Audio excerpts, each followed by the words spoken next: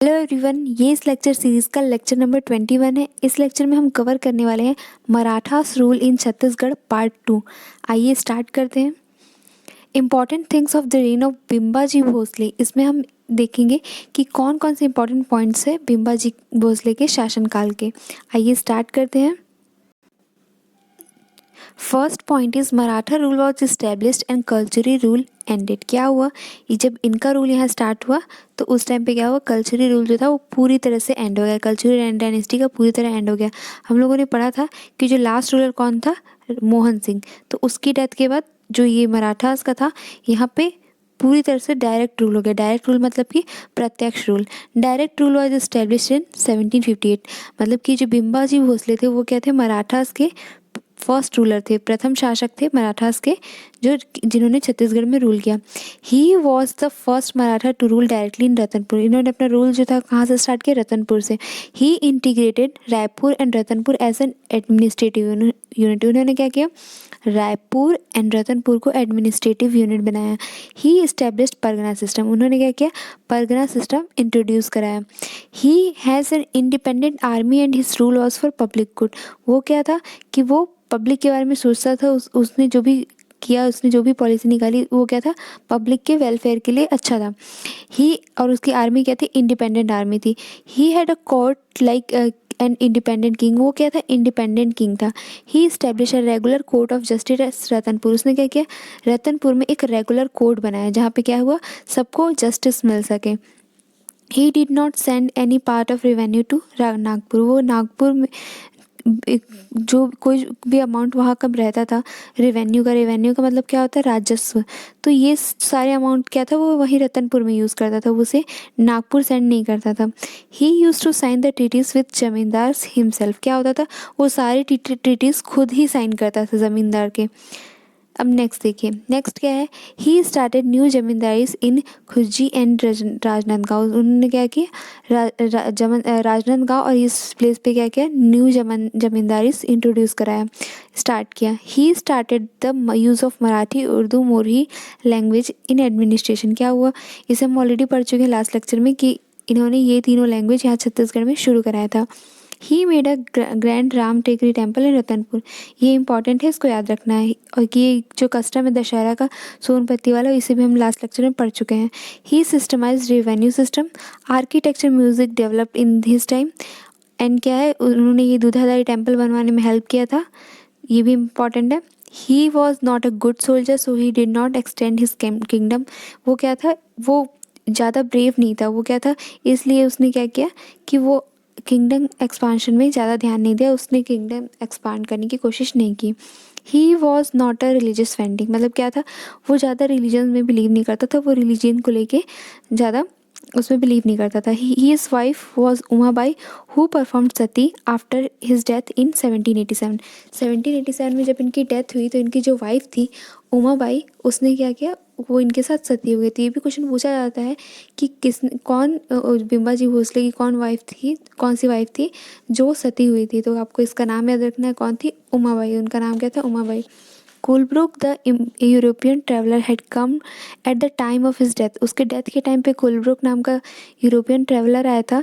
And he has written that, उसने क्या written लिखा था, the people were shocked by his death because his rule was benevolent. मतलब कि जब उसकी डेथ हुई, बिम्बाजी भोसले की जब डेथ हुई, तो वहाँ के पीपल क्या थे, शॉक्ड थे। बेनेवोलेंट का मीनिंग क्या होता है, इसका मतलब उदार, काइंड, लिबरल, जो भी काइंड नेचर का हो। तो उसका जब डेथ हुआ तो वहाँ के जो पीपल थे, वहाँ की जो जनता थी, वो बहुत उदास हुई, क्योंकि वो जो थे वो पब्लिक वेलफेयर के बारे में सोचते थे। उनका जो नेचर था वो बहुत काइंड था। उसके उसके बाद नेक्स्ट है मराठा एम्पायर के रूलर्स का नाम। ये टोटल 4 रूलर्स थे। तो इनका सीक्वेंस भी पूछा जाता है पेपर में कि इनके बाद कौन था, इनके बाद कौन था। तो इनका सीक्वेंस आपको याद रखना है कि किसके बाद कौन था। एंड सबसे इम्पॉर्टेंट ये बिम्बाजी भोसले, क्योंकि ये सबसे फर्स्ट रूलर थे, तो इनका नाम बार बार पूछा जाता है। तो इसमें क्या है, ये बिम्बाजी भोसले और वेंकोजी भोसले, इन्हीं के बारे में पढ़ना है, इन दोनों के बारे में, क्योंकि यही दोनों क्या है, इम्पॉर्टेंट है। ये दोनों बहुत शॉर्ट टर्म के लिए रूल किए थे, इसलिए क्या है, ये दोनों इतने इंपॉर्टेंट नहीं है, इन लोग के बारे में नहीं पढ़ना है।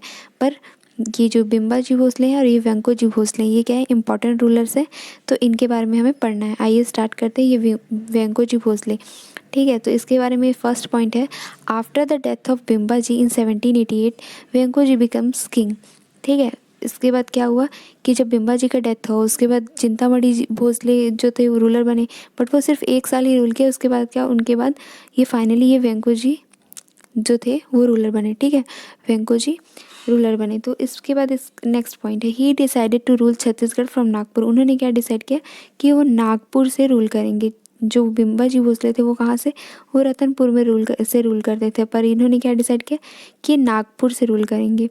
As a result this Nagpur became the centre of political activity and Ratanpur faded away. जहाँ पे राजा रहेगा, जहाँ पे जो मेन रूलर रहेगा, वहाँ पे क्या रहेगा, वहाँ पे ज़्यादा डेवलपमेंट रहेगा और वहाँ पे ज़्यादा अच्छी चीज़ें होंगी। तो इसलिए क्या हुआ, जो नागपुर था वो क्या हो गया, सेंटर बन गया पॉलिटिकल एक्टिविटी का, और जो रतनपुर था वो धीरे धीरे फेडेड अवे मतलब कि हल्का होता गया और धीरे धीरे वहाँ वो डिक्रीज़ होते गया वहाँ का जो डेवलपमेंट था। और ये जो नागपुर था वो क्या हो गया, वो सेंटर बन गया। He started subedari rule, this was the part of feudal system of Marathas. क्या था, उसने ये सूबेदारी सिस्टम मतलब कि सूबा रूल किया। इसका मतलब क्या होता है कि जैसे कि ये फॉर एग्जांपल ये जो रूलर है ये यहाँ नागपुर में बैठा है, नागपुर में रूल कर रहा है, और इसने अपने जो एसोसिएट हैं, इसने अपने जो सूबास हैं, जिसको सूबेदारी सिस्टम में मतलब कि एक एक पर्सन को अपॉइंट कर दिया जाता है कि तुम यहाँ पे रूल करोगे और वहाँ का जो रेवेन्यू होगा उसे लाकर यहाँ पे दोगे। हर जगह का डिसाइड रहता है कि यहाँ का रेवेन्यू इतना होना चाहिए, यहाँ का रेवेन्यू इतना होना चाहिए, और वहाँ पे जिसको अपॉइंट किया गया है, उसको जितना सूबेदार जिसको अपॉइंट किया गया सूबेदार के रूप में, तो उसे इतना जो है इतना पे करना पड़ता था। तो ये होता था सूबेदारी सिस्टम। इसे हम नेक्स्ट लेक्चर में पढ़ेंगे। तो ये क्या था, वहाँ के फ्यूडल सिस्टम का पार्ट था। Subahs leaves and ruled from Ratanpur. क्या था, ये जो सूबाज रहते थे वो रतनपुर में रहते थे और वहाँ रूल करते थे। Subahs were not permanent and not hereditary, मतलब कि ये था कि वो परमानेंट नहीं होते थे। जैसे अगर कोई फेल हो गया अपने और जितना उनका डिसाइडेड है पे करने का, अगर वो उससे नहीं पूरा कर पाए तो क्या होता था, उन्हें हटा भी दिया जाता था, उन्हें चेंज कर दिया जाता था। और ये हेरिडिटरी भी नहीं था कि अगर कोई जो है उसे सूबेदार अपॉइंट किया गया तो उसका जो सन होगा वो भी सूबेदार होगा, ये चीज़ फिक्स नहीं होती थी। They were appointed on contract, उन्हें कॉन्ट्रैक्ट रूप से कॉन्ट्रैक्ट के तौर पे उन्हें अपॉइंट किया जाता था। This system continued till 1818 when the Marathas come under British rule. ये कब तक चला, ये 1818 तक चला, जब ये ब्रिटिश के अंतर्गत नहीं आए थे। During this period Venko ji came to Chhattisgarh only 3 times.